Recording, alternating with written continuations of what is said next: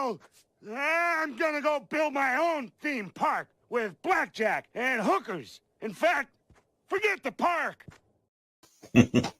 Forget the station. Good evening, everyone. Welcome, one and all. I'll steal that from my compatriot next to me here, Mike, to another discussion of Babylon 5, coming into the home stretch here of Season 4, the last 4 episodes. Of course, with me, Mike from Pacific 4 and 4, and Cash Money from the Fandom Hooligans. I hope we get joined by the other two shenanigan makers, but we'll see if they don't join. But they'll be, we'll be thinking of them, get our revenge later on. Gentlemen, how are you? Doing good. How about yourself? Good. Not bad. Alive and well. Got taxes done, getting money back, so I'm happy about that. Nice. Yeah, so I'll be able to afford my lawn care guy, my gardener. Something Cash doesn't have to worry about. Funny. The money, at least. Because he's Cash Money. Well, yes. Excuse me. Sparing no other ado, we try to still keep this kind of short and sweet, but not too short and sweet. Let us go and dive into that next episode of Babylon 5. The episode's called Between the Darkness and the Light. Last episode of Babylon 5, and of course this show, we discussed the intersections in real time where Sheridan was being basically interrogated, and our thoughts on that one, and what good quality television that was. And this one, of course, we kind of pick up where we left off. They're wanting to continue figuring out from Sheridan what's going on, and they're using little tidbits where drugs and electronics to try to get into his brain and trick him into, basically surrendering to the Earth First government because he is useful as a pawn in the body. Let's just put it that way. Mm-hmm. And again, some very good acting there between those two. As we can see, he is growing his stubble a little bit more. The costuming is better than ever. The sets are better. The special effects are, great.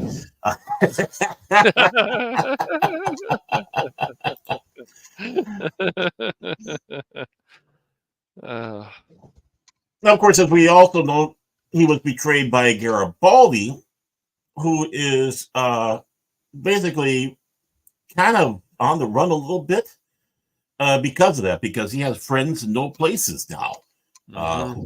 To paraphrase the song, and they're gonna keep on trying to wear him down, break him down. Can you see through this? Of course, with I believe a telepath.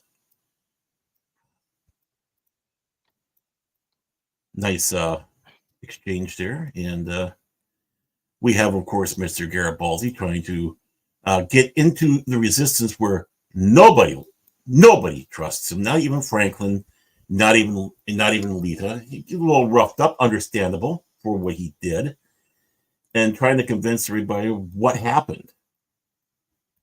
Is he lying? Is he not? They're wanting to kill him, but Dr. Franklin says, no, we're not going to do that. Mm-hmm. And gives Lita a chance to do a mind scan on him, where she's able to break his the block that was put in there by Alfred Bester. Boy, she badass. Both of them are there. Mm-hmm. But able to break that P12, which of course means that she was enhanced by the Vorlons, and sees exactly what happened, and basically get him as free as possible from Bester's influence and what was going on, and telling the truth. And you don't want to mess with her when she looks like that. Nope. Mm-hmm. We, of course, have the Army of Light, which is now basically right now the rebellion, you might say, is seeing people from Earth Force going into battle. They're wanting to get Sheridan back, needless to say, of course. And they're continuing on their quest to free Earth from the regime of Clark.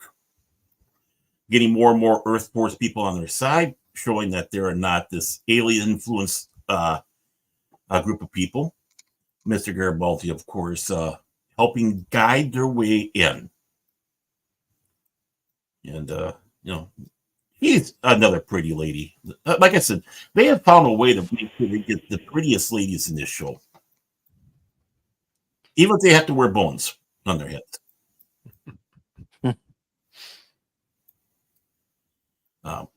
Of course, the League of Non-Aligned Worlds trying to figure out what they can do to get Sheridan back.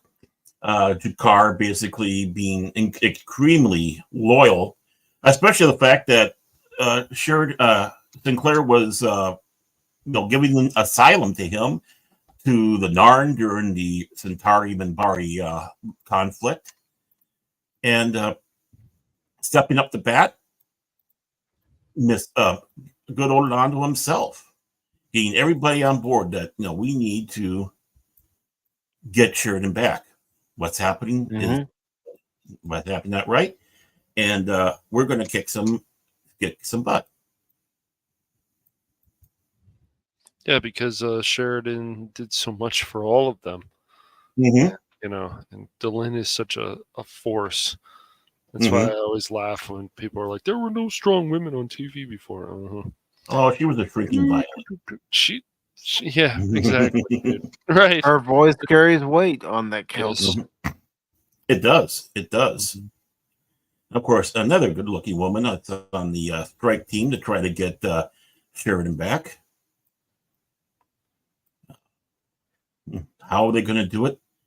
Getting that plans, making sure everything's right, everything connected. We also have somebody the gulped. other. Mm-hmm. But Baron, somebody gulped. Gulped?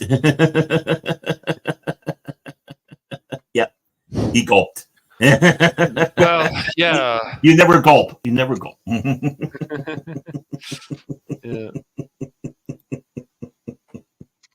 The just Garibaldi being like, I can prove myself again. I can prove myself. Mm-hmm.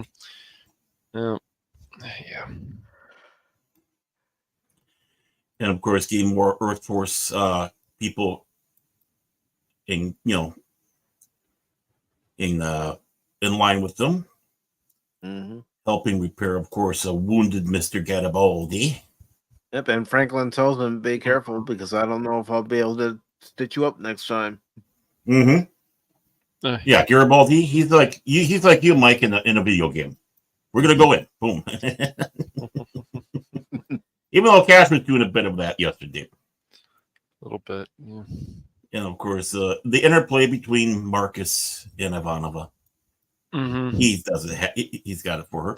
Oh, and while we're at it, we are adding another figure to our esteemed list of panelists. Everybody, please welcome, swimming in from the bay, everyone's favorite orca himself, Lord Krit. Hey, Lord Krit, how you doing? Hello. Yo. Krit, you having a good day? Yeah, just a little tired. Yeah, weekend tends to be that way. Yeah. And here's a site we thought we'd never see. Well, I'm glad to hear that you're doing fantastic. So, other than being tired, swimming and upending those whaling boats does take a lot out of an orca. Of course, in this scene, of course, something we thought we'd never see, these guys all in Earth Force uniforms again. And they're on their way in. And Mr. Garibaldi is using his influence as the man who turned Sheridan in. Of course, a little knockout time, a little rush, trying to get them out, but you're still, of course, under the effects of the drugs. And I suppose that's kind of a shocking sight to see there. Franklin and Garibaldi, the man who, kind of the last way he saw Garibaldi, kind of blurry.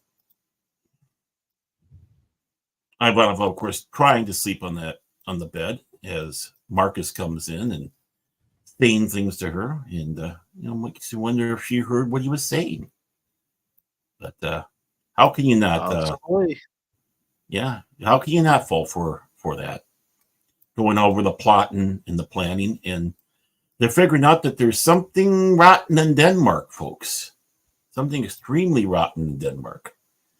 And I love the fact that there's the 5 on the White Stars. And one unhappy Ivanova. And looks like they have just encountered an Earth Force destroyer, but this Earth Force destroyer is not like any Earth Force destroyer they've run across before. It's got shadow tech.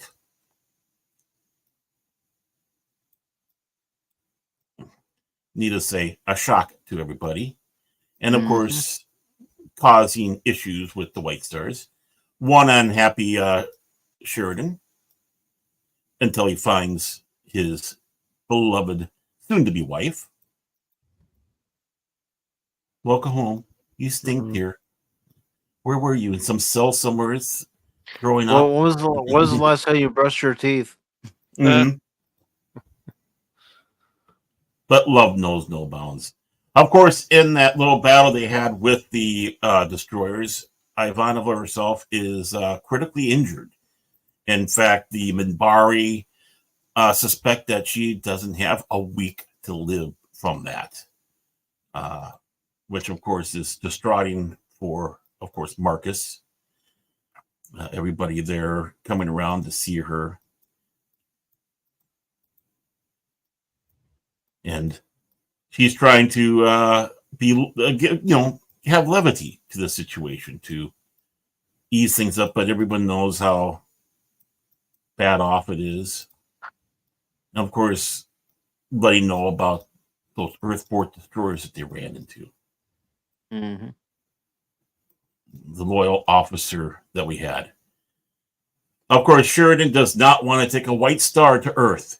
So he grabs on board his former ship, the Agamemnon. Try saying that 3 times fast. And followed with, of course, let's go back here. We have Centauri. Of course, we have the White Star. We have, believe that is not green, but of course we have the Narn. We have the Narn and Centauri. Cash and Mike together. And it's off to Earth they go in that. And it's time to kick butt on our esteemed President Clark.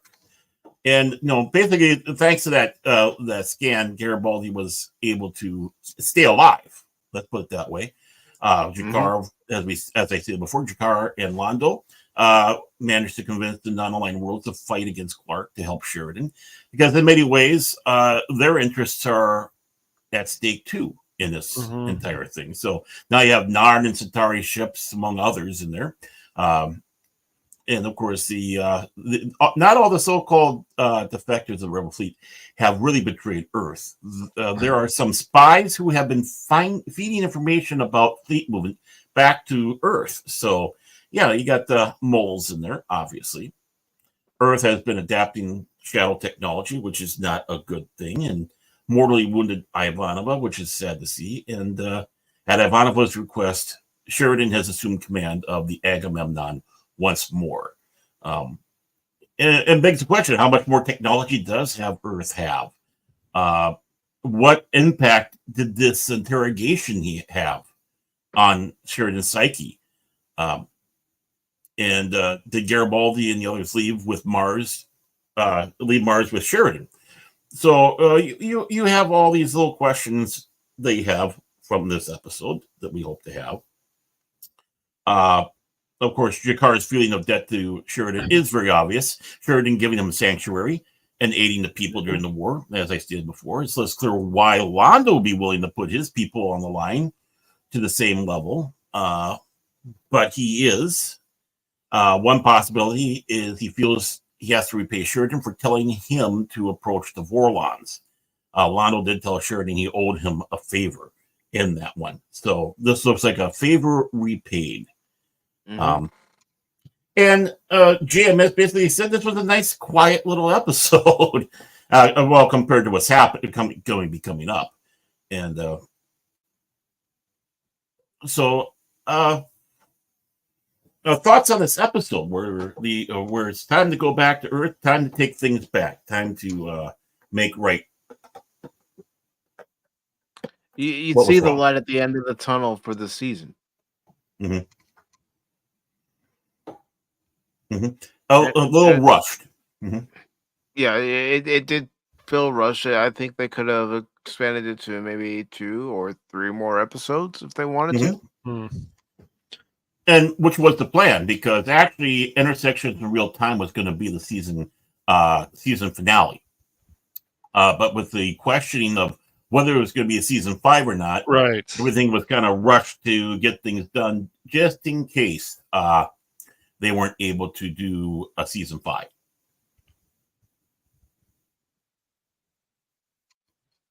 Mm-hmm.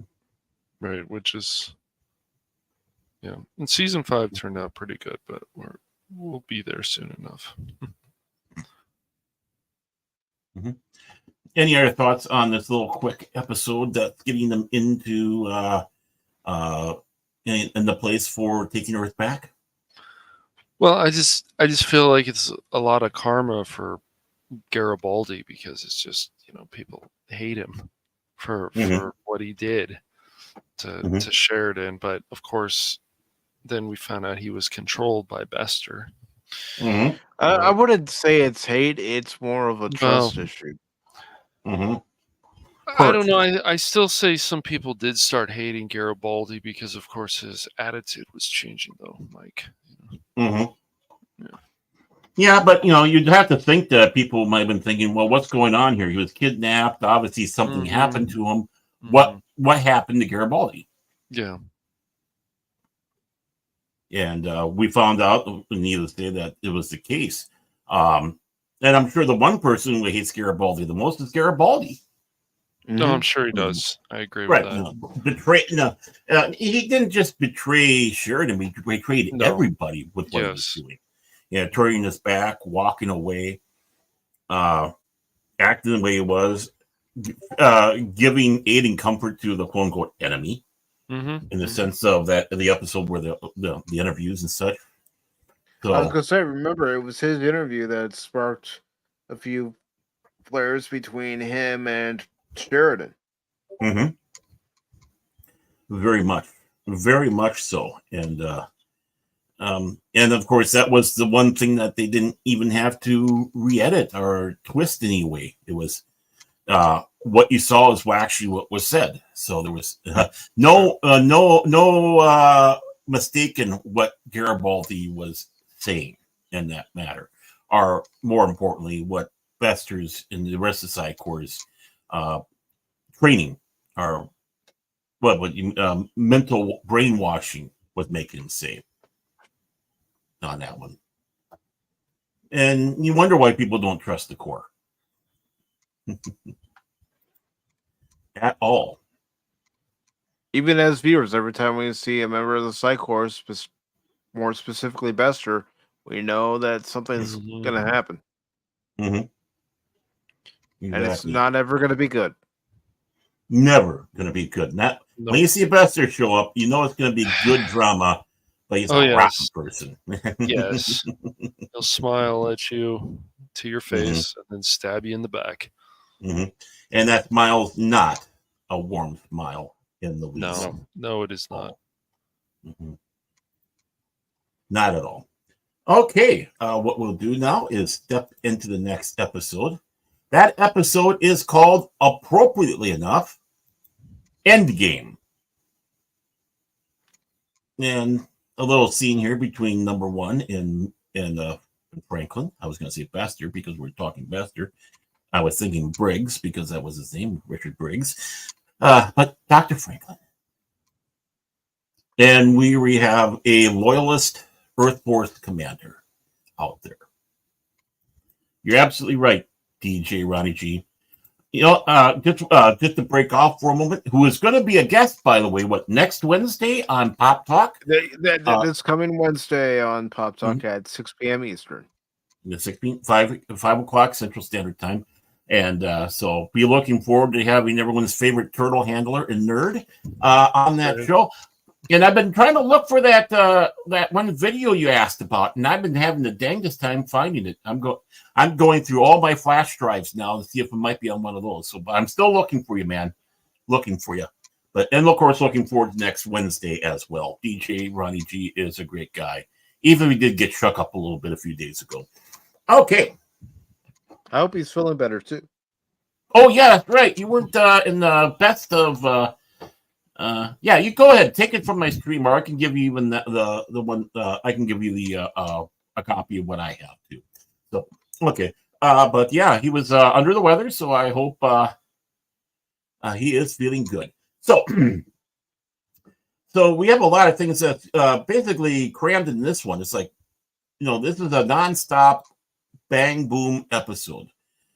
We can see, of course, I'm going to call him the Army of Light, but basically Sheridan's force. Of course, Ivanova, who's still suffering from what she had, and Marcus by her side, never leaving her side. Distraught. He adores, he worships her. Yeah, he does. There's no F, ands, or buts about it. And it's just a matter of, what to do. The Minbari can only do so much. We have, of course, our elite team on Mars getting ready for their effort in the war.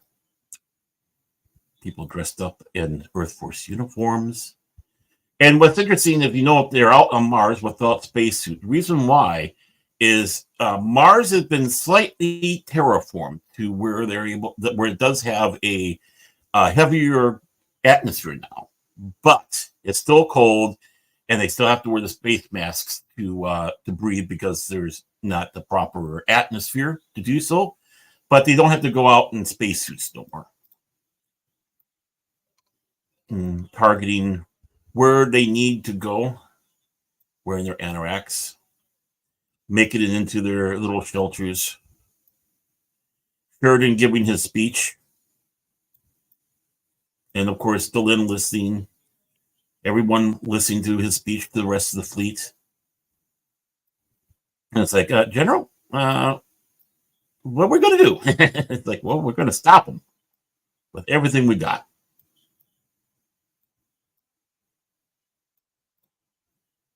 And there's Earth Force all around Mars. So what is going to happen, especially when we're dealing with the telepath issue? And we see, of course, they're getting all hooked up to a device. Everyone working together, including Mr. Garibaldi himself. And Marcus gives an order that surprises everyone. It's turn us around. We're going back to B5.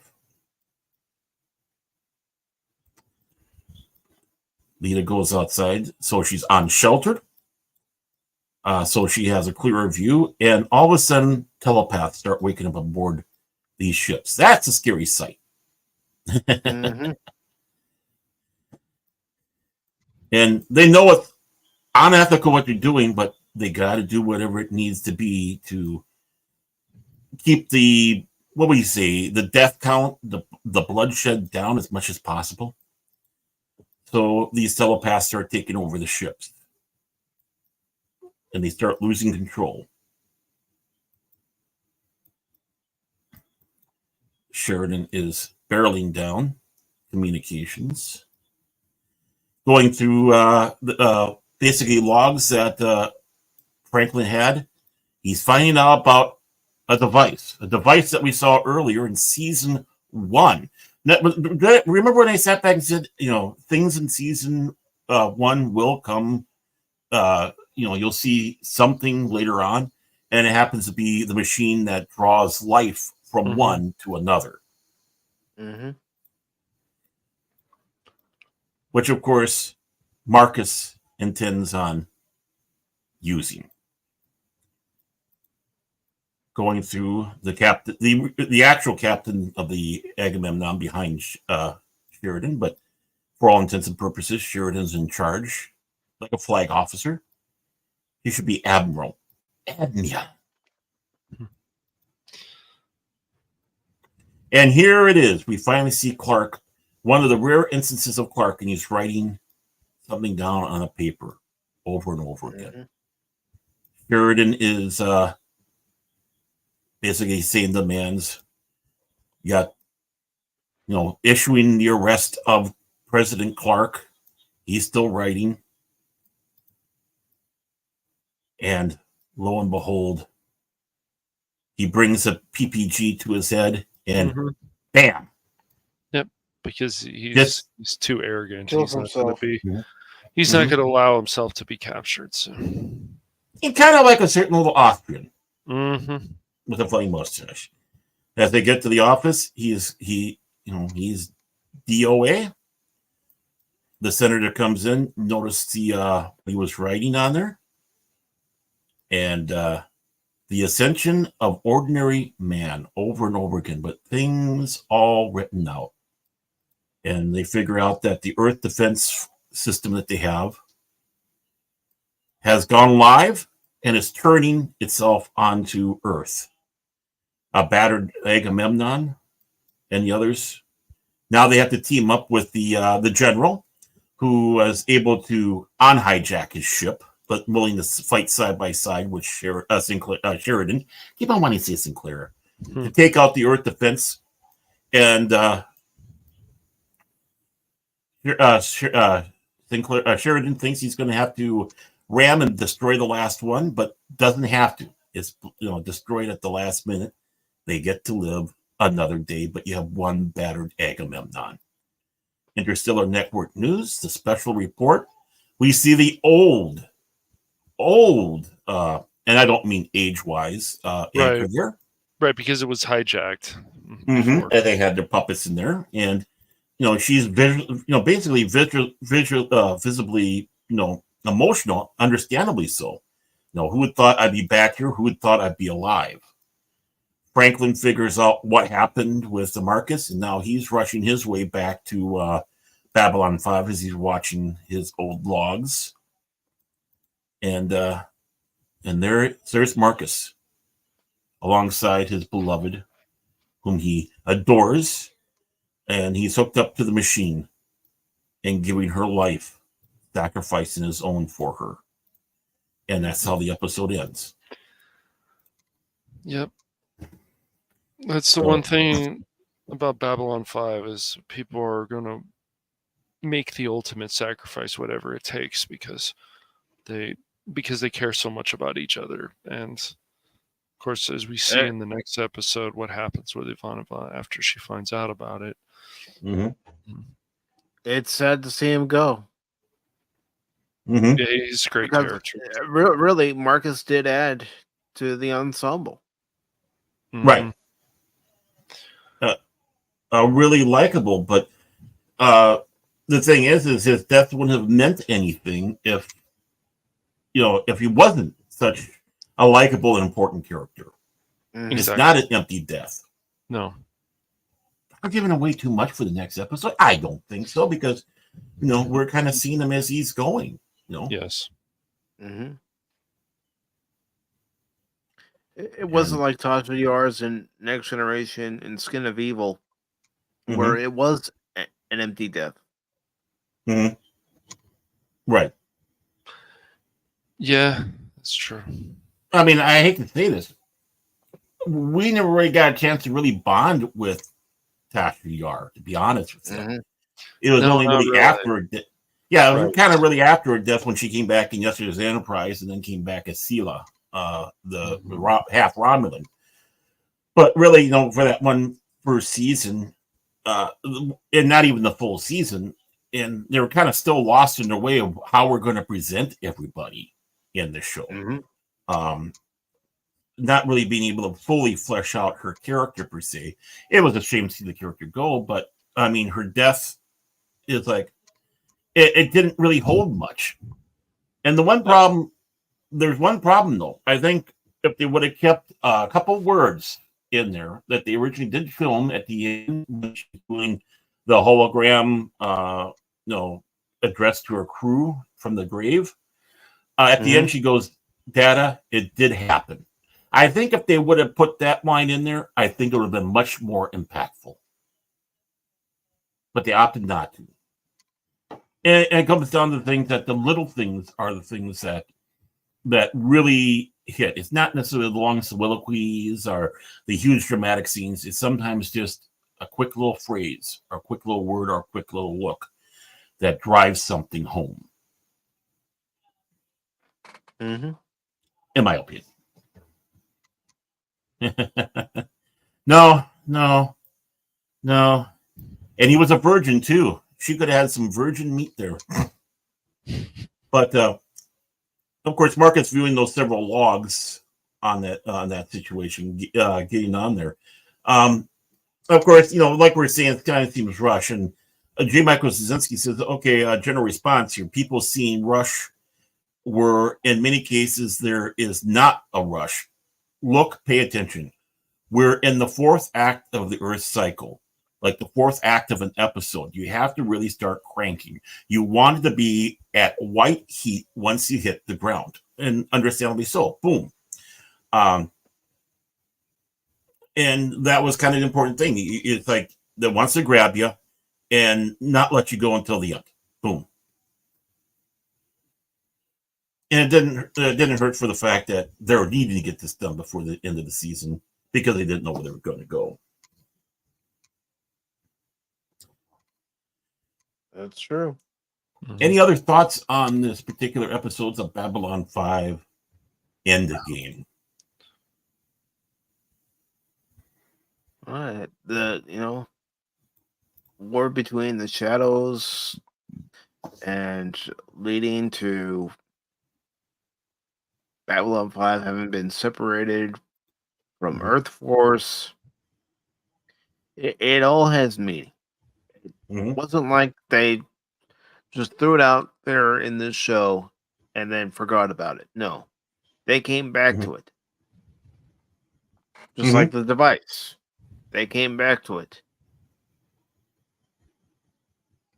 It's like, you remember this life-giving device from season 1? Well, it's back. And guess who's going to use it to save another life? Mm-hmm. Well, it's Chekhov's gun. If you see it in Act 1, you expect to see it in later on in the show. Or it's useless. It's like, why do you even show it to me? It has no meaning. It has no purpose. Unless, of course, you're using it as a red herring. Even then, it's still being used. Yeah. But in this case, yeah. Now, not only do we see that, but we also see the terrible impact. It was used to help save Garibaldi. That was passing between Sheridan and Franklin, monitoring each other, make sure that not too much life energy was taken out. In this case, however, it was Marcus by himself, and about the only way to heal her was to use all of his life energy. Mm-hmm. Which, of course, leads to... Oh, got the wrong one. Leads to that scene right there. And unfortunately, I don't have any lot of pictures for this episode. Yeah, they didn't add many. Shame on you. No, but there is one thing you can take just from that screenshot right there.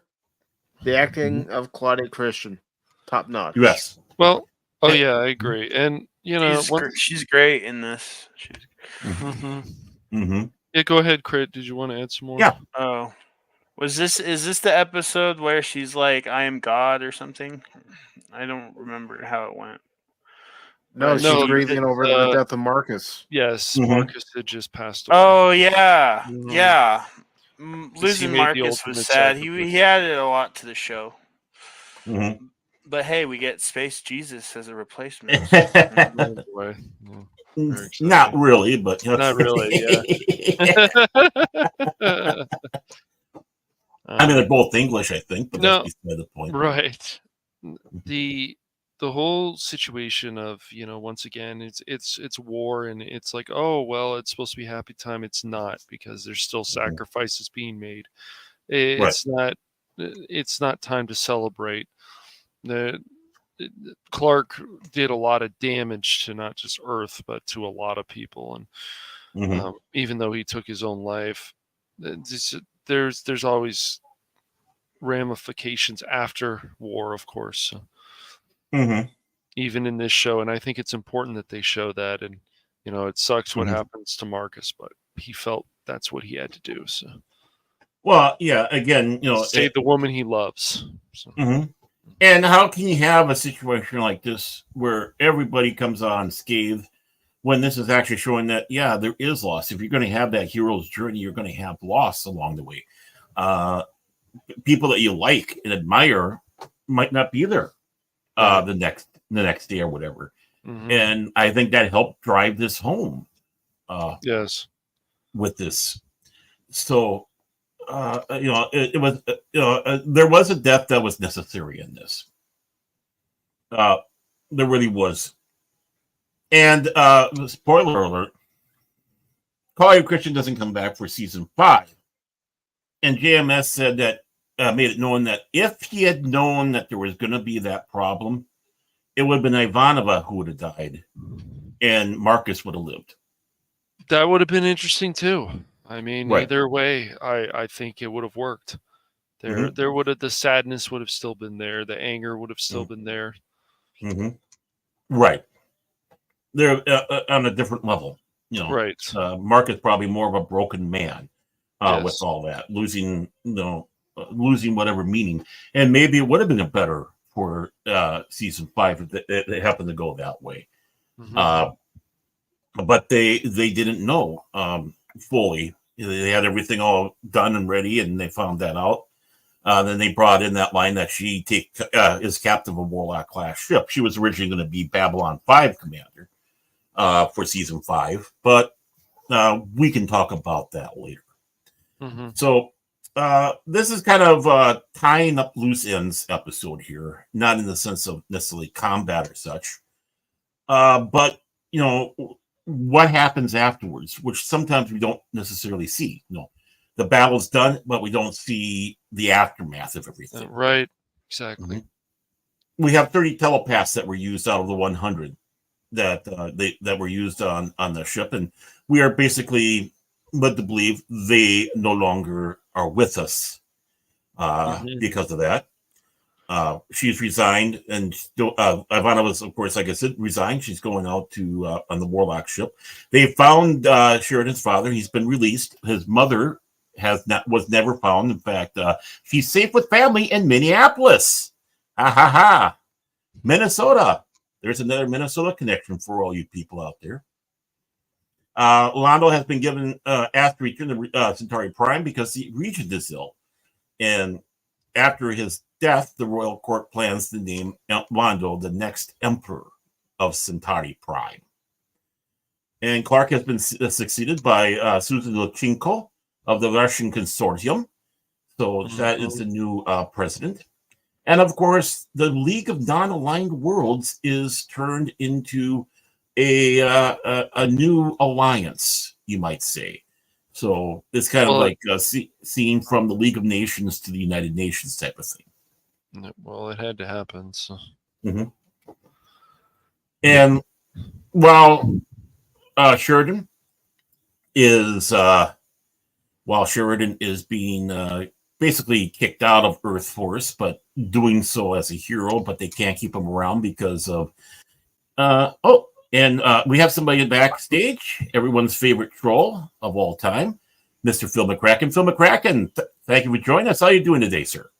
Sorry, I'm a little late, but I'm doing. Oh, no worries.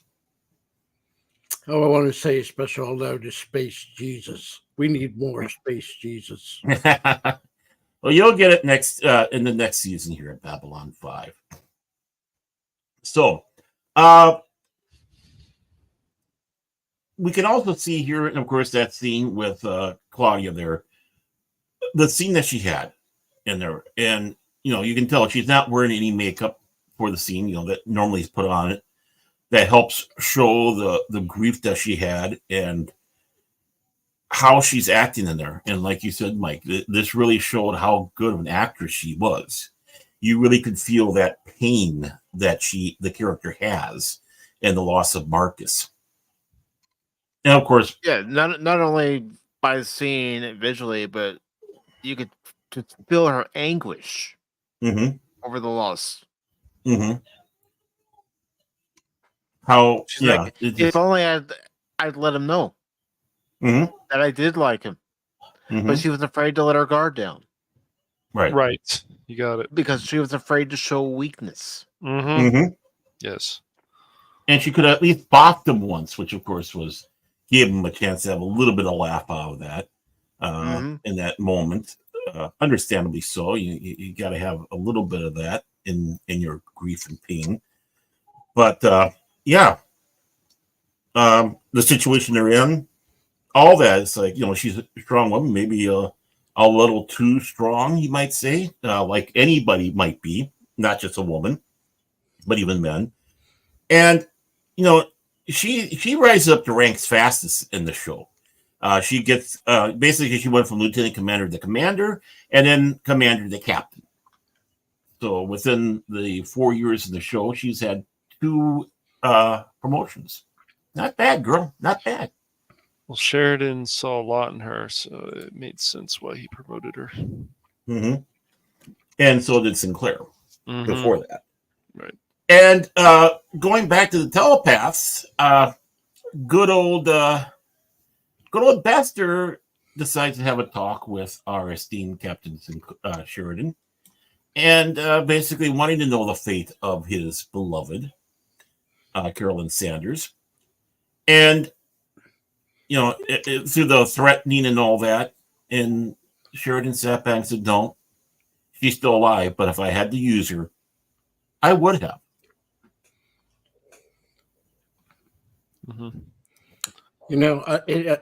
Out of all the episodes of Babylon 5, this one upsets me. Because I always felt they should have had one good thing happen to her. One. And I was pretty little sad that, I don't want to say the love of her life, but, her interest, dies in a not good way, That machine is, evil. But I guess he felt that he needed to do what he needed to do, sacrifice himself so she could live. So, but I don't want to say they kind of shortchanged the character, but I just wanted one good thing for her. One. It doesn't seem the world is nice enough to give her that one good thing. And this was sad. This was really sad. Oh yeah, it hits home. It hits you in the gut. And also, go ahead. Go on. No, you can. Oh, also in this episode, of course, we get into the Garibaldi has to save Lise, the woman that he had issues with before, but was in love with, and they're finding that love again. So, but and not only that, but she gets William Edgar's money. You can't beat that. That's right. She's one of the richest women in the world. Not the queen, her.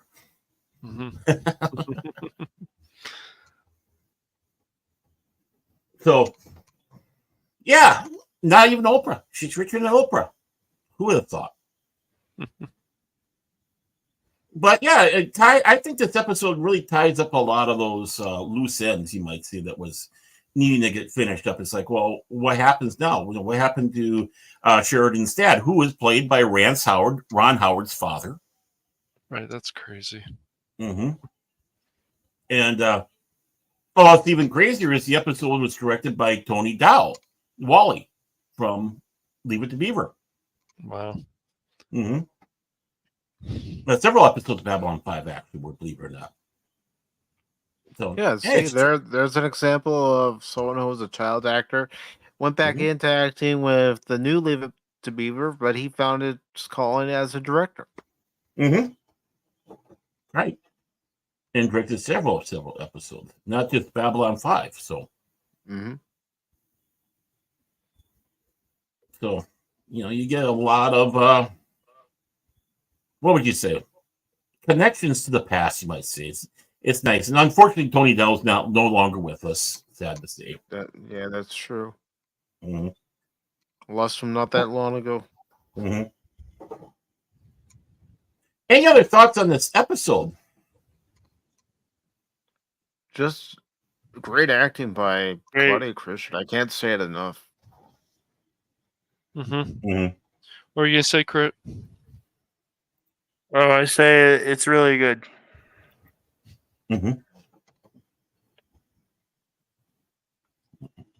Well, he said it with such feeling. It's really good. Well, Do you want to add any more to that, dude?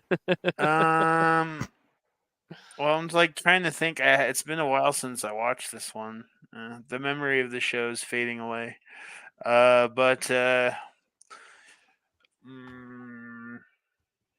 it's available on Blu-ray. I think it's a pretty. I think it's a pretty far gone conclusion to. I would have liked to see Claudia Christian been in season 4. Would it had helped? Maybe, I don't know, but you mean season 5? Would have added something to it. I don't know. It might have. It might have. Yeah. I mean, and that didn't take away from Tracy Scoggins, but yeah. Seeing her in season 5, then yeah. But we get to awesome space Jesus is the most awesomest part of Babylon 5. Cash Money's favorite song is sung in that. Sure. Right. Okay. Before Phil, what would you say? Loads us up more with BS. Again, this is an episode where I don't have any pictures to show on it, but deconstruction of falling stars. Basically, every act takes place in a different era in the Babylon 5 universes. So we see the impact of this is the season 4 finale, which was actually technically filmed in the beginning of the first episode of the 5th season. The final season finale, series finale, was actually filmed in case season 4 was the last one. Of course, shelved, needless to say, till the end of the 5th. But we get a look at the impact of Babylon 5. 100 years, 500 years, 1,000 years, and then 1,000,000 years into the future. And as such, also giving a little bit of a hint to even the stuff that we had for season 5, stuff that will be happening on there. And as it goes, it's taken from a viewpoint of a strange bald guy with a goatee. Looks like he's downloading all this information. First, we see the return of the of Sheridan and Delenn, and they're married. No, just married is written on the show. They're coming in, big celebrations, and somewhere along the line, all of a sudden, everything we see starts just going stacking, all that. It goes away, and we see this guy, and he seems to be downloading information from this scene. And a lot of people on Earth, what we get out of this, of course, is a lot of people are highly skeptical of the Interstellar Alliance, that it will work, and they just trust Sheridan, obviously, for his motives and his abilities. And we also hear for the first time that there's a Captain Loxley who's going to be in command of the station. We find out that with Sheridan's permission, a colony of telepaths will be established on Babylon 5 somewheres in 2262, and they'll eventually go wrong, you might say. And we also know that Garibaldi will be held hostage. Well, we don't know by who. We can guess maybe it's the telepaths. We don't know. But we know that it will end in gunfire. We do know that Babylon 5 will be destroyed, but we're not really too sure how or why in the year 2282. Sheridan will also die that same year under mysterious circumstances. That's still debated 80 years after that. Popular opinion will hold that he died on Membar, but not everyone will agree. Later, a legend will hold that he was carried bodily into heaven. What does that sound like? Delenn will still be alive 100 years in the future, 2362. And we're going to find out that the Earth will be dividing the factions in 2762, and there's going to be a nasty war that happens. 1,000 years, we get a canticle for Leibowitz, if anyone's familiar with that book. But we'll find that they're trying to build up Earth after the Great Burn. And so we see all these in accordance. This episode was directed, by the way, by Stephen Furst himself, so he was also going in there. Of course, people are wondering: is Garibaldi is he going to stay on Babylon 5? What's he going to do about Lise? People are wanting to know, who's holding Garibaldi? Well, we know, but we won't see until then. We find out at the very end, of course, that the Earth is the sun goes nova in 1 million years, and the person that we see that's compiling all this information turns it into a non-corporeal entity, kind of like Lorian did in Into the Fire, or even like the Vorlons, and goes into a Vorlon-style countersuit and goes on his way to New Earth, which is the Vorlon home world. So it sounds like in 1 million years in the future, the Rangers are still around because he's wearing a Ranger-type uniform. But humanity has evolved much like the Vorlons were saying. And we can kind of guess that our esteemed Membari has also, but we don't know exactly if that's the case. Another thing, when you had the Big Burn episode, which is kind of a holodeck episode, you might say, or a portion of that, you see a man by the name of, just a second here. You find a man by the name, I'm trying to remember what his name was on here again. Daniel, played by Eric Pierpoint, who played in Alienation. He was George Francisco. And he is kind of part of kind of like secret police, you might say, type of thing, who's trying to instigate a war using the kind of a hologram type technology, AI, trying to use our esteemed heroes as puppets, having them say things they never said, inciting things. But there's one thing: the Garibaldi hologram dummy is not doesn't cooperate, you might say, and sends the information out to the other side of what Daniel's doing. That causes the Great Burn. When we go to 1,000 years, when they're building up the society, we meet Brother Alwyn Macomber. I can't remember how to pronounce his name. That played by Roy Brocksmith, who we've seen in Total Recall and Star Trek: The Next Generation. He was in there as well. And, basically it's a two-man play in that between him and this other monk who's questioning his faith. And they're going over and speaking about how our heroes are like the saints of old. And at the end, we find out that our brother Alwyn is actually a ranger sent there to help bring Earth back into line, but not too fast. He thinks that this young upstart is going to be a good addition to the Rangers when the time comes.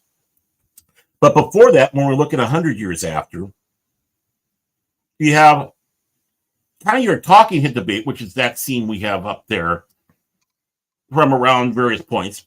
And they're going over, and basically kind of what you expect a lot of people to be. They're basically destroying, deconstructing Sheridan and the whole effort, and besmirching him until Delenn comes walking in and basically dresses him down.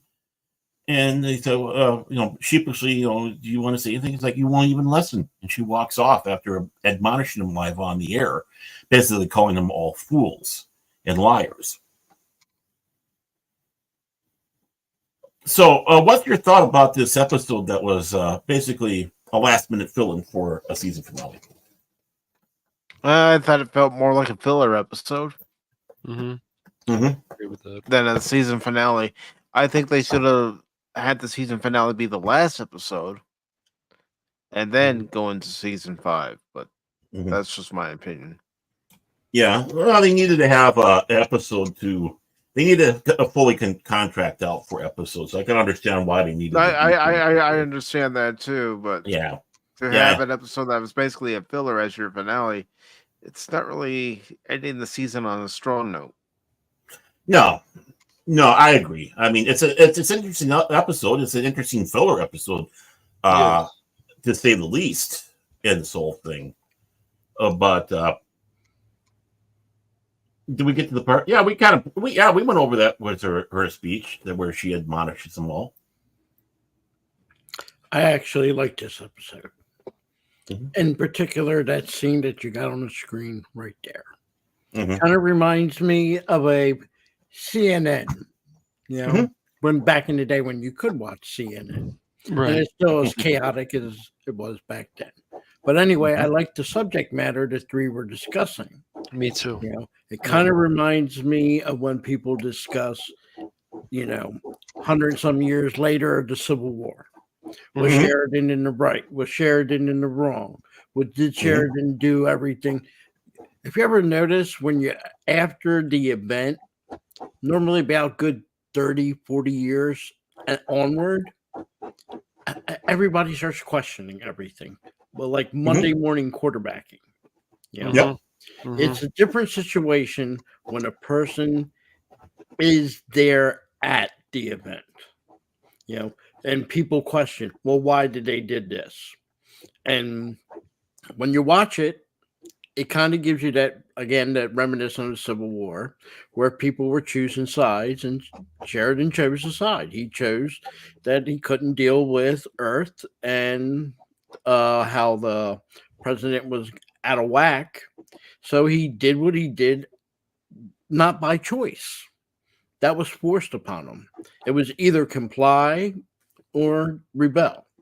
And, that's in particular in our own world, You have to question things. Sometimes when you swear an oath, sometimes if the thing you're swearing the oath to isn't adhering to what you swore the oath in the beginning, then I feel a person has every right to break that oath.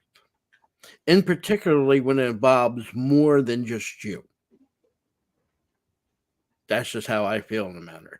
That's why I could understand why watching Sheridan doing what he did in declaring Babylon 5 independent, I could understand it.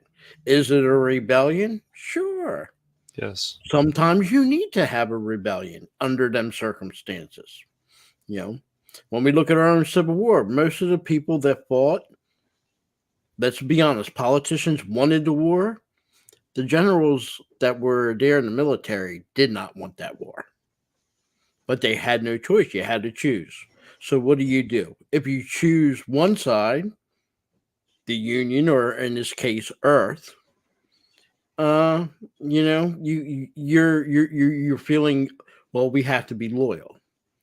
And if you choose the other side, the South, or like Sheridan and the alliance to get rid of the president, you have to choose the thing that is most important to you.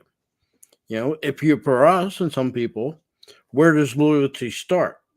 Does loyalty start in your community, aka your state, or does it evolve?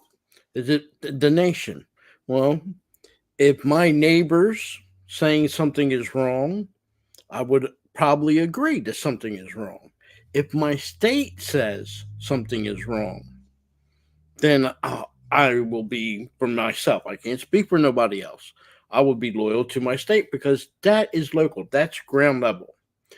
What involves a nation like we have, I'll give an example. If somebody from Oregon wants to pass a law and the rest of the people want to pass it, and my state's kind of like, no, this is too much, too far, I feel my state has every right to say something. And in cases, if they feel they're being oppressed, do something about it. So, again, that's just me personally. So that's how I feel about it. And I feel in this case, Sheridan did what he had to do. Yes, he broke his oath to Earth, but he was in the right. He was in the right. And particularly the two people to the left seemed that they were, supporting Sheridan's causes. And the guy to the right, while you cannot deny that he's right in saying he broke his oath, but technically he's choosing the wrong side, in my perspective of it. Again, that goes in today's world, how somebody sees Robert E. Lee is totally different from somebody technically from a southern state as opposed to somebody from a northern state, which, by the way, a lot of people in North did like Lee. Just one state. But, everything is done with smoke and mirrors. And when you're living in an event, you have to act upon what's there at the time. You don't have the luxury going 50, 100, 1,000, a million years to say, oh, look, this is what we should have done. Right? I mean, our world is different than it was 500 years ago, 1,000 years ago, or even 2,000 years ago. And that's really not that big, long distance of time.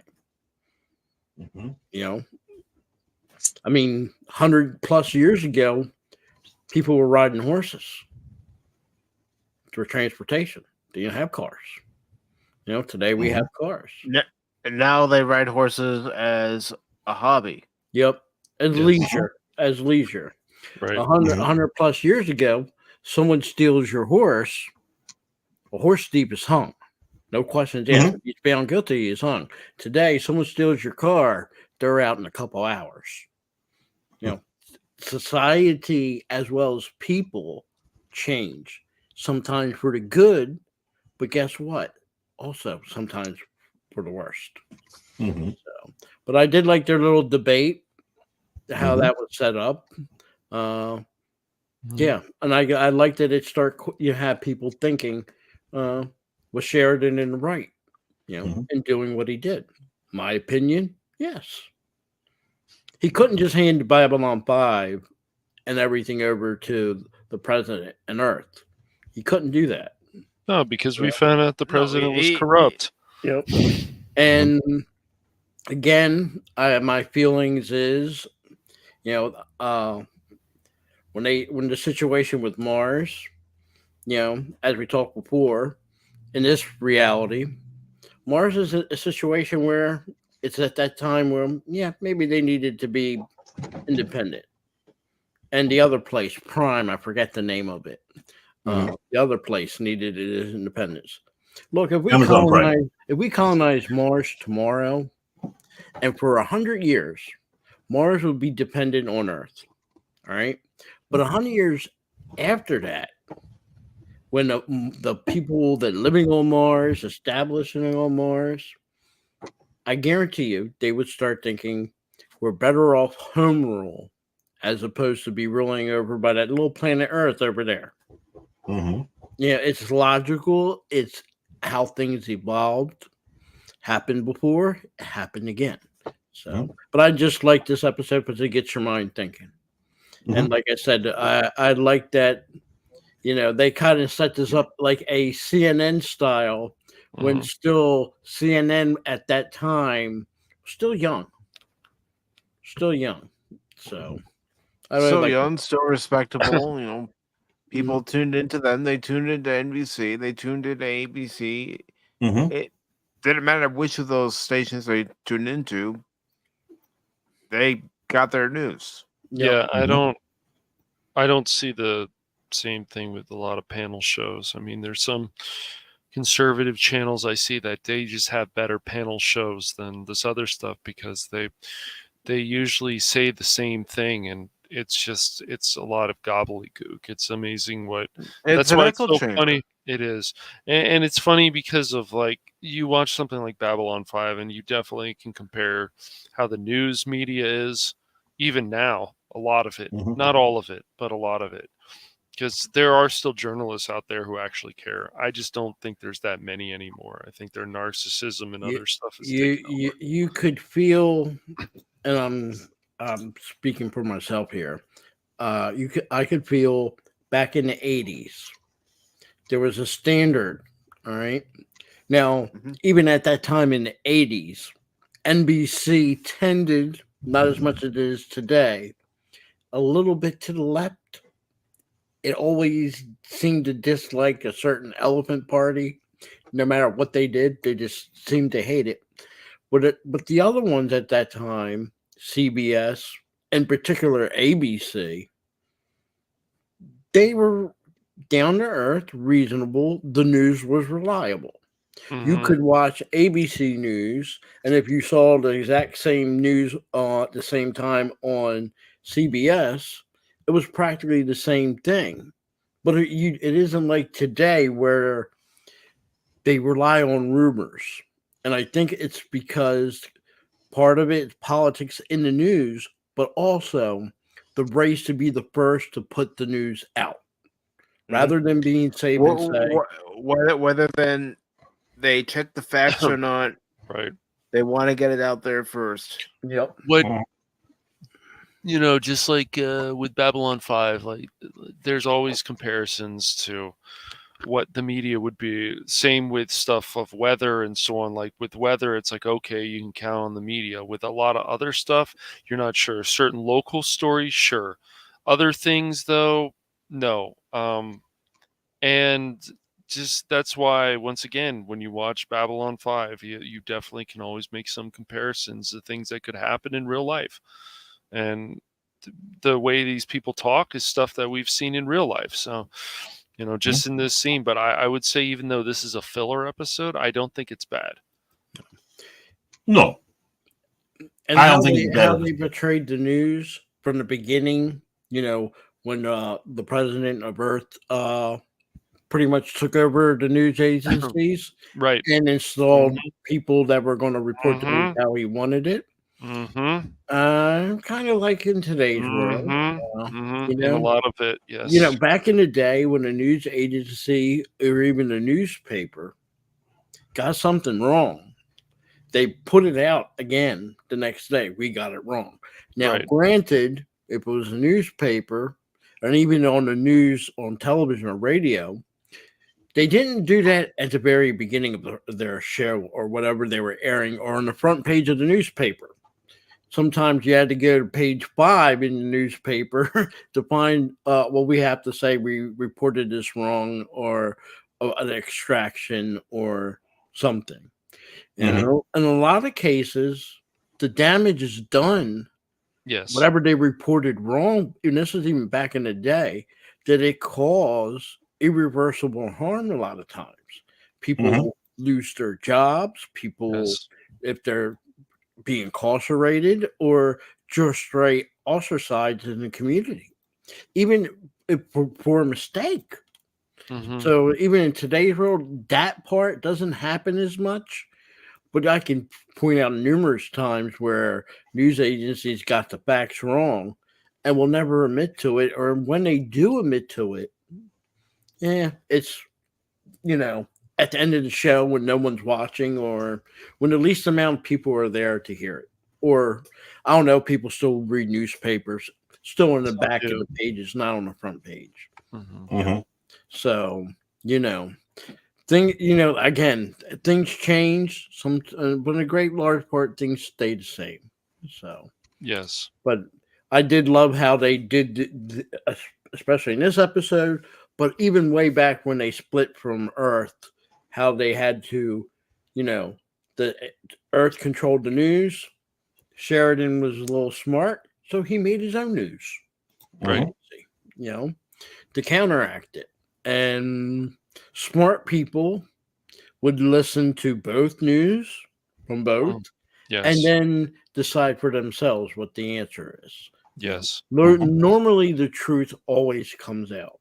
And back in the day, the news agency that was more truthful and more honest, and they were the ones you would listen to more. Peter Jennings was the I won't put him up there with Walter Cronkite, but I would say he's next tier under him. And ABC News used to be a great news agency. After the late 90s, that started to change greatly to what you get today. So,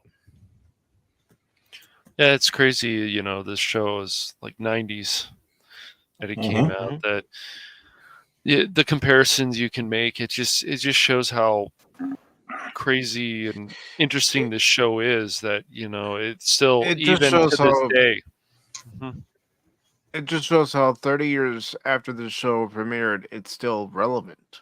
Yes. I remember there were talk. They had all 4 agencies back in the day: ABC, NBC, CBS, and believe it or not, PBS. And it was towards the end of Reagan's term, and they're at the White House. And they asked them, name something that you felt Reagan did good in his 8 years. And, the first 3, and CBS and ABC, the person from each one didn't have no problems. NBC was kind of reluctant, but then conceded that he did some good. And the same thing for PBS.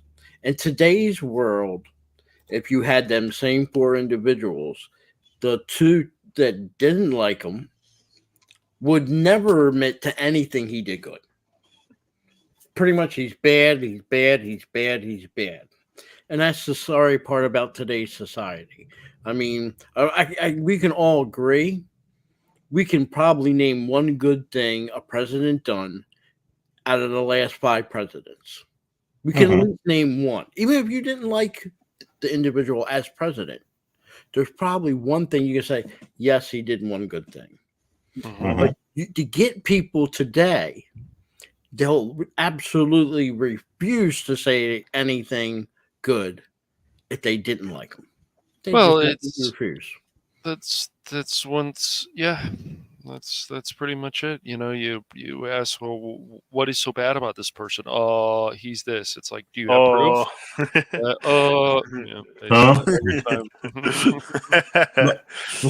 Let me open my the book that I'm supposed to go off of here. But yeah, I mean, Phil, I think you're absolutely right about all that. It's like, what is, and of course, also you, Mike, about how we're talking about this and how this has been relevant even today.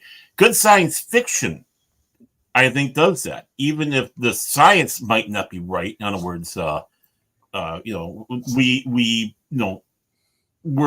supposed to be in the middle of space exploration right now in some science fiction, but what the story was about, does it still point it to something that we have today? The science might be wrong, but what the story about is still pertinent.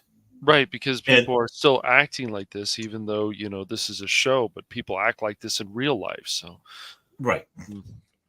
Exactly. And as I sit back and say, it's like nothing's new under the sun. Humanity hasn't changed, it's technology. Right. And that's the only thing that's changed. We've been treating each other like this since Cain decided to wipe out Abel. So it's something that's not nothing new under the sun in that aspect. We're all rotten to each other, or we can be good to each other. We all have our moments when we're all heels and cads. We also have moments when we're actually good people, sometimes more than other. And yes, there is evil. There is evil out there. Anyone who denies it, it's like, well, take a look at some of the regimes that we've had over the last 100, 200, 300 years and tell me that there isn't evil. It's not misunderstanding. Yep, and their intent was there. And this show also has ones where they collapse, like what happened with Earth, with Clark. In a way, it's like it becomes a cult, or it becomes a group of terrorists or whatever. And it must be eradicated, whatever people want to believe. Exactly. And so, yeah, I mean, when you have it still pertinent, and you can still talk about it like we are today. And particularly this episode, which is a filler episode, we've been spending the most time on in here. Of course, Phil had a lot to help out with that. But, he's absolutely right. This is a filler episode, but it's still a good episode. This placement might not be the best place. Right. But it's still interesting to see what's being discussed here. It would have been nice if they were able to put this another place, like in season 5 or whatnot, instead of where they put it for a season finale. But again, the situation at hand, we didn't know if we were going to be getting that season 5. But the final line, it's interesting, that final line between Sheridan and Delenn in there. And Sheridan goes, and I was wondering if they'll remember us 100 years from now or 1,000. And I figured probably not. Delenn states, but it doesn't matter. We did what we did because it was right and not to be remembered. And history will attend to itself. Right. It always does. We shouldn't be doing things because we want to make history. That's the last thing you want to do. No, that's a narcissism attitude, I feel. Mm-hmm. Mm-hmm.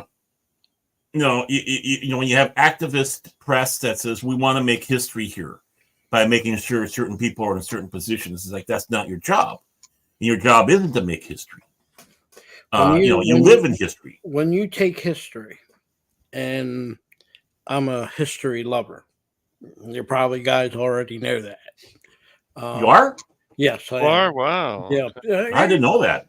Well, look, and there you go. You learned something new. But anyway, think of the things today that even in your world, it's still wrapped around you that could go back 2,000, 3,000, 4,000 years.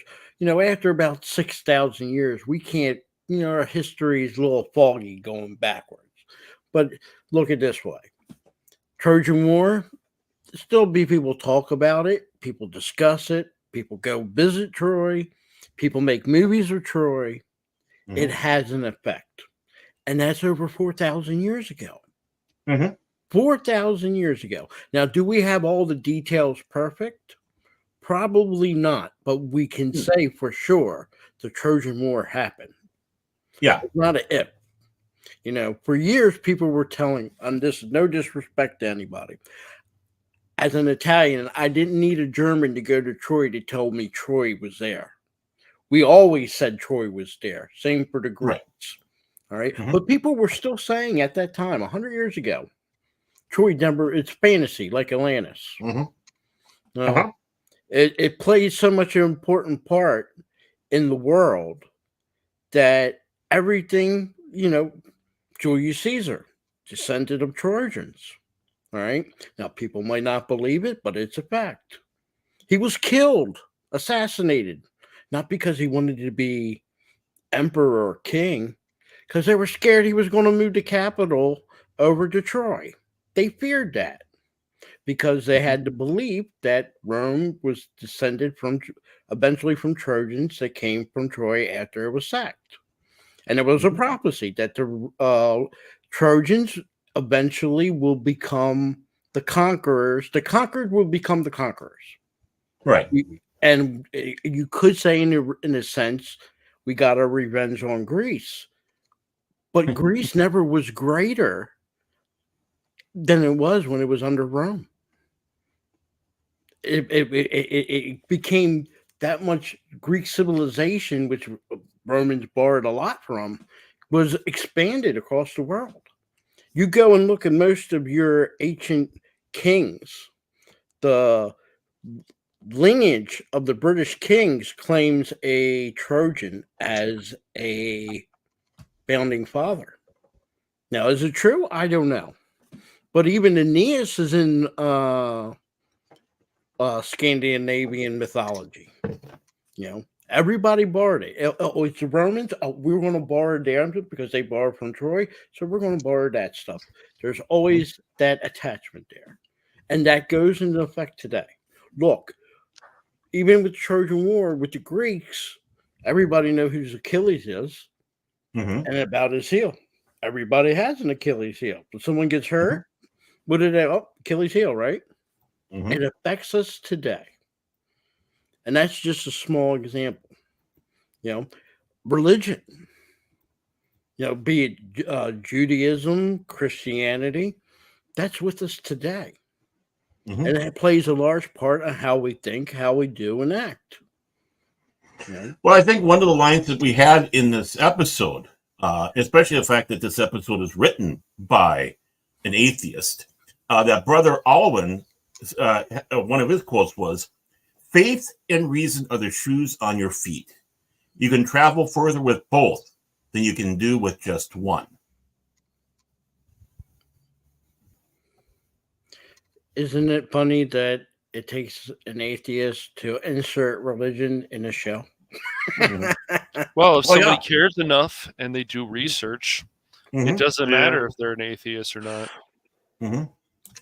But I mean, even when you have that, about faith, we're told that being someone that goes with faith and all that, they're not rational. We're rational, but really, it takes both reason and faith to get through this world. We have to have faith. If we don't have faith, what do we have then? And I'm not talking about necessarily religious faith here, just faith. Faith in general. I always see it that no matter how, when things go really great and they call it a golden age, that means that the bar has been pushed so far to one side. Now, when you're in that golden age, everything's great. But everybody knows eventually that bar's going to swing out of that golden age. And sometimes it goes to the far other end when things aren't going great. But if you ever notice, no matter what nation or what group of people or whatever, they always reminisce about the golden age. Even today, when you talk to people in general, just people we know living, they talk about the 80s. Because majority of people still remember the 80s. And if you didn't live in the 80s, you hear about the 80s. And for us that lived in the 80s, we were hearing about the 50s. The 50s were the golden age. Yeah, I was going to say it's no different than our parents talking about when they grew up, our grandparents talking about when they grew up. Yeah. And you have to understand, it's like I said, everything's affected by the moment, like right now, today, 2024. And it's, you can't, the past can't affect 2024. There's nobody from the past that is here today. They're deceased, they're deceased. But from 2024 on, people are going to look back.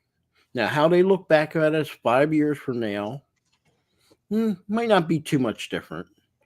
But 20 years, 50 years, 100 years. And trust me, there's the worst thing as a person of history, when other people do this as historians, try to cookie cutter how life is in 2024, and then try to equate that to somebody like in 1870. You can't. They're the way they think, the way the society was, and not only that, how they lived. 1870, there were little stores, but overall, if you didn't grow food, you didn't have food. It isn't like today you go around the corner to the supermarket and you pick what you need. You want crushed tomatoes, you better be growing them, and then you better be cutting them and canning them for the at the end of the season for the winter and everything. That's just a different thing. I mean, like I said, with horses were 100 years ago and going back, that was the mode of transportation, the mode, besides foot power and getting on a boat. All right, and laws were here in effect, and rightfully so. If you stole a horse, you got hung because you took someone's livelihood. Today, our mode of transportation is the automobile. If someone steals your car today, they'll be out of jail by next morning tomorrow. We're tolerant. Where, few generations back, we're not that tolerant. You do that, you're going to do it again and again, and we're not going to put up with it. It's just an example. I'm not trying to say hang people. That's not what I'm trying to say. I'm just saying how things were different. And we can't judge how things were different. Because if we were living back then and our horse got stolen and we saw it, you better believe we would be doing the same thing that they would be doing. Either shoot them or hand them to the law to hang them. And that might sound barbaric. Well, we're one flip of a switch, one solar flare away from living like the Amish or living exactly how they lived 200 years ago. That can happen in a heartbeat. So, and it's a different story when, there's no grocery store, there's no cell phone, there's no car. How you going to move around? How you going to eat? There's people today, if the power went out for 2 days, they would freak out. Remember, if we lost power, there would be no way to get gas. No. Because the pumps require electricity. Nope. I was told, even back as a kid, our civilization is on a thin now that if it moves one way or the other, our society's gone. Now, it doesn't mean completely gone, but how many of us could live like they lived in the 1800s or 1700s? We couldn't. There's some people, there's no McDonald's. Very few. Even during COVID, there were people freaking out they couldn't go to McDonald's. They have no idea how to cook. They couldn't boil water if their life depended on it. Oh, Cash wouldn't know what to do without getting in Starbucks. I would. Don't bring me into your nonsense. Put you back in the dinghy. That's true. Think about it. We use coffee. How are we going to get coffee from South America, Colombia, Venezuela, if our society, due to like I say, a solar flare, just simple solar flare, pushes us back to 1800? We're not getting coffee, people. We're not getting tea. We'll have to come up with some other contraption, but that's gone. That's gone. As a kid, and probably Mike and Baron can probably say more than Cash and Krit. How many times you ever hear people actually going anymore? Let's go pick some apples. Go pick some peaches. Go pick some strawberries. I don't want to do the today's generation. I don't want to do that. I go to the store. It's not just about the quality of the food. It's the event of actually picking strawberries, picking peaches with the people you're with. That changes. And like I said, if tomorrow that's all gone, will the person know how to go, well, I'm going to climb up this apple tree and pick apples? They probably don't even know the apple trees where apples come from. I'm just, I'm trying to point this stuff out, how fragile things are. And all it takes is one event. Here there was an event was Sheridan deciding he had enough with the president. Takes one event. And here you have in this little 3 people here, there are 2 people saying he did the right thing and the other guy, no. And as much as he can say no, and I can respect it, none of them 3 were there. None of them really know what he was thinking at the time. And the only thing I can equate that to is the Civil War, when Robert E. Lee had to decide. And even his own wife, she said for a whole day, he didn't speak to nobody, didn't come out of the room, and all he did was pace because he didn't know what he was going to do. The bomb decision that made the decision that he was going to choose one side over the other family. Not just the state, it was family. Could he fight against his own family? And the answer to that was no. All right. Now, people will question loyalty, but in my 3 tiers of loyalty as an individual, my first loyalty above everything is my faith in God. My second loyalty is to my family. And third is to my nation and country. That's it. If my country and my family are against the first, God, then I'm choosing God over them. I'm sorry, that might sound cold, but that's how I see loyalty. And if I have to choose my family over a country, yes, I will choose my family. Family comes first. That's our first group. That's the first inkling of knowing how to live is through your family. You don't get away from that until you go to school. And then you can say community, neighbors, and so forth. But I can't tell you anybody here. I won't speak for them, but I couldn't say anybody here. If you had to choose between family and country, I guarantee you every single one of us would probably choose family. Family comes first. Even if you feel the side that you're choosing, the reason you're choosing it is wrong, you're going to choose family first. Excuse me. For me, second, God first. But you know what I meant. I'm sorry if I went off a little bit. Oh, no worries. No worries at all, Mr. McCracken. Always good to get that taken there. Anything else? There's one more thing. When this comes up again, and it does come up again with Sheridan and his loyalties, it will be in season 5 when the special someone comes to take control of Babylon 5. One of the first things they talk about is what side she chose. So it doesn't, this topic of Sheridan and the side that he chooses doesn't end here. Even starts in season 5. Yeah, I mean, there's wounds. You got wounds. There's no doubt about that. Any other thoughts, gentlemen? Okay. Well, I thank you. I thank you for keeping it very lively there, Mr. McCracken. Really so.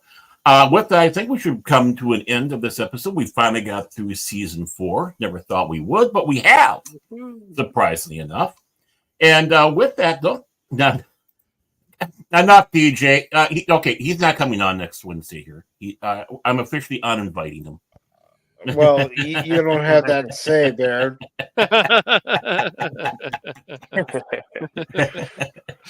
Well, you never know because you're used to having mutinies, so you never know. I always see, and sometimes he's in the right to do so, that Baron, you get put on timeout quite a few times over there on Pop Talk. I have never seen you put the revenge button and put little Mikey in timeout. He's done it. He's done it. Oh, he's done it. At least once. You weren't there though. But with justifiable reasons, or was it because a little revenge? Maybe both. I don't know. You're such an evil man.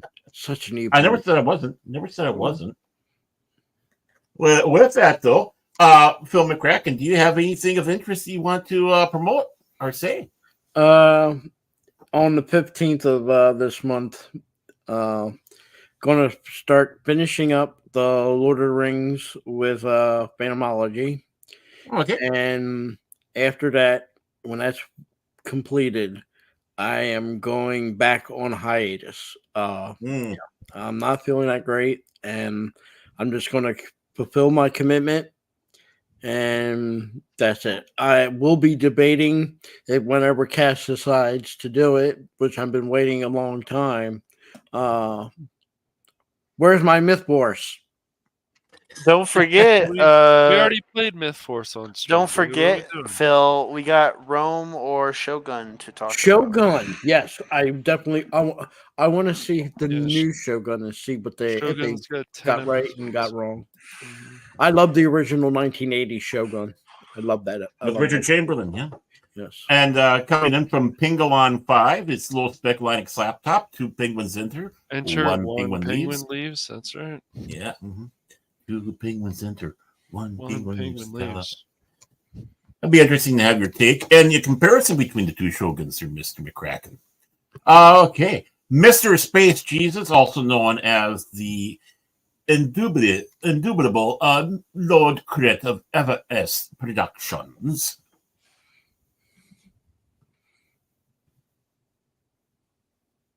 Oh. You scared him, Baron. I think I did.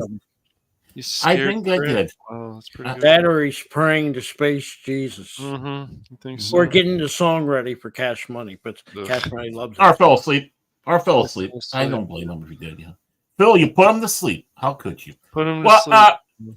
Well, we'll move to Mr. Cash Monet of the Phantom Hooligans. And the Krit comes back anytime here. We can have him speak. Mr. Cash Monet. Yep. We got another multiplayer Friday next week. And then I'm still working on another video. I just put out one recently about Persona 3 Reloaded. And I'm hoping that if people are interested in that series, they should give it a try because there's so much involved. I know that even some people from Phantomology or that are around like that series. But yeah, there's definitely going to be some more videos put out. I just thought it was time to finally put out a video on my actual channel of an article. So I found something interesting, and I'm going to be putting out more. And then now that I have the restream thing figured out, and it actually streams on the scheduled stream, which is awesome. And Mike learned about it too. So now I can not have that issue anymore where I'm streaming to 2 platforms and it makes another stream. It schedules another stream. So yeah, now Persona 5 Royal will be starting finally soon. So. Yeah, I mean, when you told me that, Cash, the emotion was almost to the point where I actually believed that you might not be an AI. But I'm glad to hear that. I'm glad to hear that the AI programming was done enough that you do these shorts now, even though you kind of sounded like Kermit the Frog when you started out. So.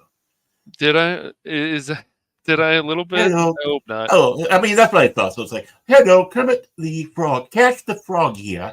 Did it sound bad? No, it didn't sound bad at all. It sounded good. So awesome. It's good to see you doing that there. Don't worry, I'll make sure to have a comment for you next time. I know you will. Whatever you do. Oh, you always do. Yeah, of course not. We have to bust each other's balls if we don't. We're doing something wrong.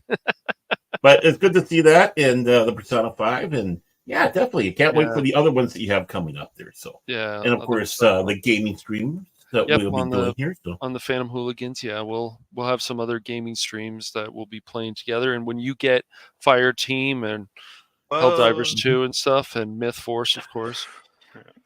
We already played Myth Force, but the last time, unfortunately, Phil couldn't go as long as he wanted to. But, that was 2 weeks ago. It might have been 2 weeks ago. 2 weeks ago. Are you actually feeling better now, or do I have to? We can explore that option tonight. We'll see. All right. But the thing is there's no dwarves. There has to be dwarves. There's no dwarves. No, but there is a pot piggy that likes to put people on fire while we're, killing mobs. And I heard you were starting to become a pot piggy. No, I have not put anybody on fire. No, not on. I wish I could see the same thing with Vermintide too. I don't know how many times it got caught on fire last night. Did I hear a certain orchestra back in? He's back. There he is. Well, I will pass on then if you're done there, Mr. Cash Monet. Anything else? If not, I will ask Mr. Lord Krit from Everest Production from his sanctum to let us know what his devious plans are besides over I have a Shogun stream, hopefully in a couple weeks. Okay. With Phil. And maybe Cash Money. Of course, if I have to grab him by his nose. Yeah, whatever. Of course, it looks like the big Krit extravaganza is happening in June. So if anyone's in the wanna, I don't know. Well, Cash Money's coming, so there's at least some assurance there. But It's getting some special benefits. No, shut up. It's Phil Churance. It's Phil Churance. It's Phil. Full assurance. Yeah, Phil Churance. Things are looking pretty good for that, and hopefully no problems with the family. Unfortunately, or anything like that. Well, I mean, things I are don't looking know. promising, unfortunately. It's just you never know for sure, Baron, until it's. I know. I know exactly. And of course, the door's open. If people want to come, I can always help plan. I'm helping Cash, but it's a nice weekend. It's a nice weekend, and there will be games and fun, and maybe some I don't know, Uno. I don't know. How about shenanigans? How about shenanigans? Uno's we'll play ping pong with Cass's chin. He's like, go. I don't think. I'm gonna see if there's gonna be a slip and slide, and I'm gonna see if really Krit does slide. Well, I mean, we might if you want to forego we'll talk about it. But if you want to forego the later half of the con on the day, we can go to the water park. But what else is? Yeah. What else? Well, I'm kind of growing right now. I got Star Wars Theory. Oh boy. Star Wars Theory has been liking my content, and I have a new EU project coming up. Oh, sweet! Yes. Awesome. Probably will come out around the time of Scooby-Doo and the Jedi Temple or whatever that show's coming out this June. Scooby-Doo Jedi Mysteries or whatever they're trying to call Star Wars nowadays. But yeah, that'll come out maybe June or I'm hoping to get it done, but things take time and yeah, that's all I have really. I'm focused. I'm very busy. So that's good. Good to hear that. Remember, Shaggy was the most powerful Jedi too. That was Scrappy Doo. Scrappy Doo was the Sith Lord. He was a Sith, yeah. Okay, and then of course, Mr. Mike, Doc Pop himself from Pacific 414. Yes, sir. Yes, sir. Well, first, what's happening on the Pacific 414 YouTube channel, Rumble channel, and Twitch channel for this week's? Tomorrow on the YouTube and Rumble channel, there's going to be an episode of Pacific 414 Pop Talk at 1 p.m. Eastern Time.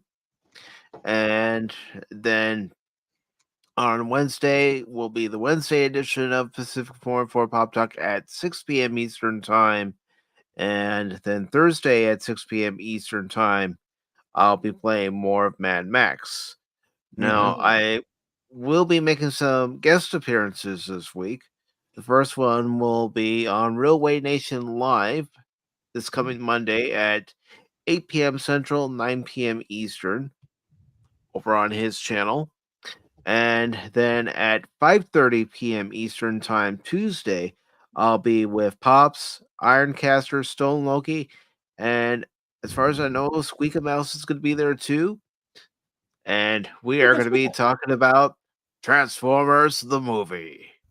Yes, I know some of you might be thinking, didn't you just do a watch party for that movie? Indeed, I did. Pops has asked me to join him. I finally met one individual that went and bought the Rodimus Prime action figure. I didn't buy it, Phil. It was a birthday gift, Phil. It was a birthday gift. Well, I guess it's rare, so it's got to be worth something. Just keep sending him Phil pictures of Rodimus Prime. No, fine, he'll love it. And GoBots, but I do have something I did buy several years ago. If it's Grimlock, that'd be cool. Me like Grimlock. There's some people out there who don't like Grimlock. Little too much. Now, the big question, Baron, Did they ever No. make a Space Jesus action figure? I don't. No. No, I don't think they did. No. I think we should find. There's got to be a Space Jesus action figure. But there was actually a Babylon 5 game. I'm guessing not. I'm sure there's been board games, but has there actually been a video game of Babylon 5? No, there was going to be one where you'd fly a Star Fury, but it never came to fruition, sadly. But they did. But there was a tabletop war game called Babylon 5 Wars, where you basically doing kind of like Starfleet, the Starfleet universe, Starfleet battles, but for Babylon 5. And then there was 2 versions of a role-playing game. One was called the Babylon Project. And then Mongoose Games did for the D20 system a series of books for the Babylon 5 role-play in. And look at that. Da-da-da-da-da-da. Oh, that's cool. I like that.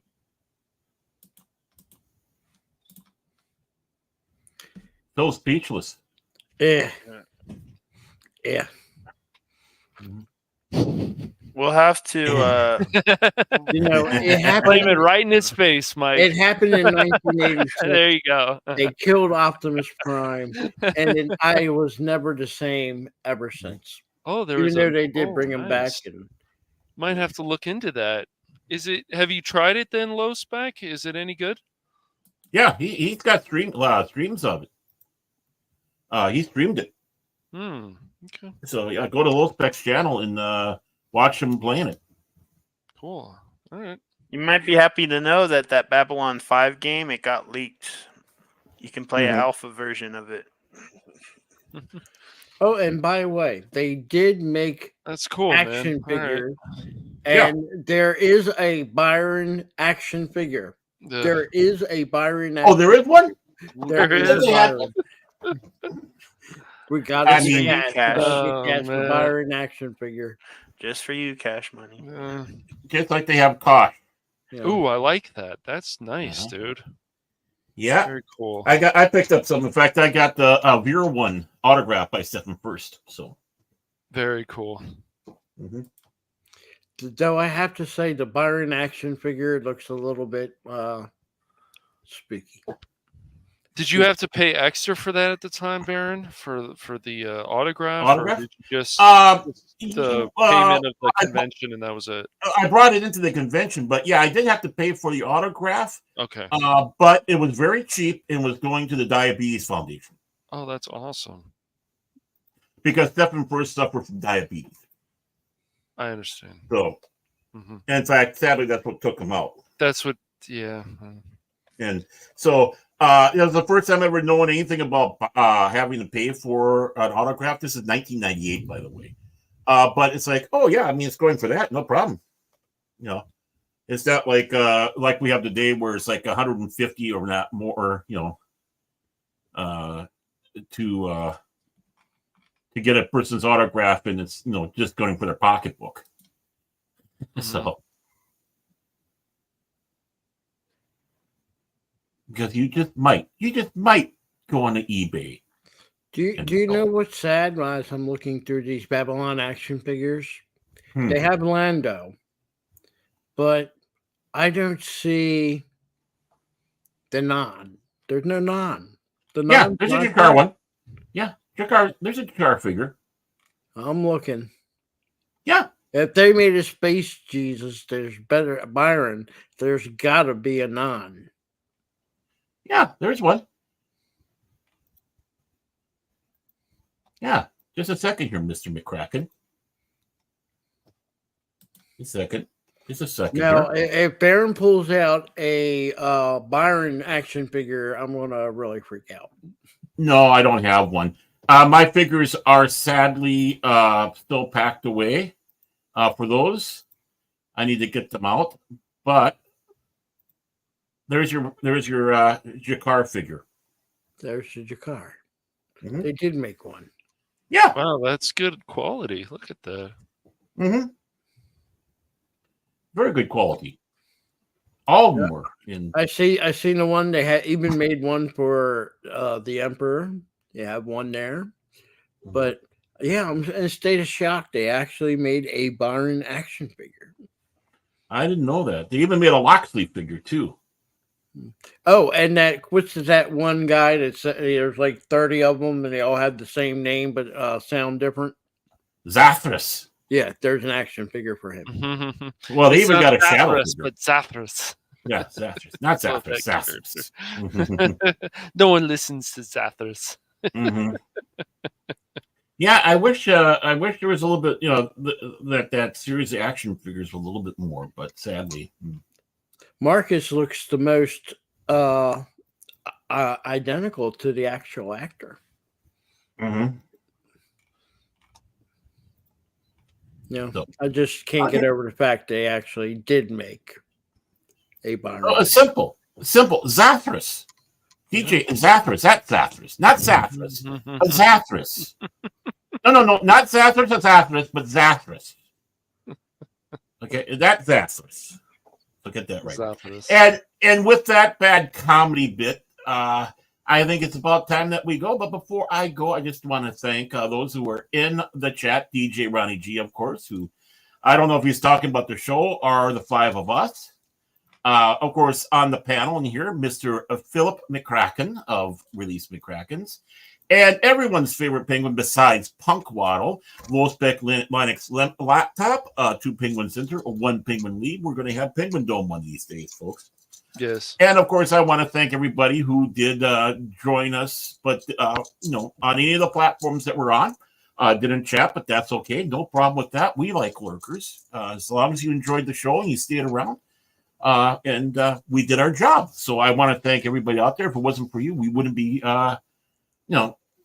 there's no reason to do this if it wasn't for you guys out there. So with that, Mike, Cash, Phil, Krit, thank you very much. And I do want to wish you, everybody, all a good night, good morning, good afternoon. Depends on where you are that's seeing this or when you're going to be seeing that. Until then, get our bear claw now. You can have your bear claw, yeah. Thank you. It's in the green room. Looking forward to the bear claw. Yeah, it's in the green room. So you can go get it. So take care, everyone.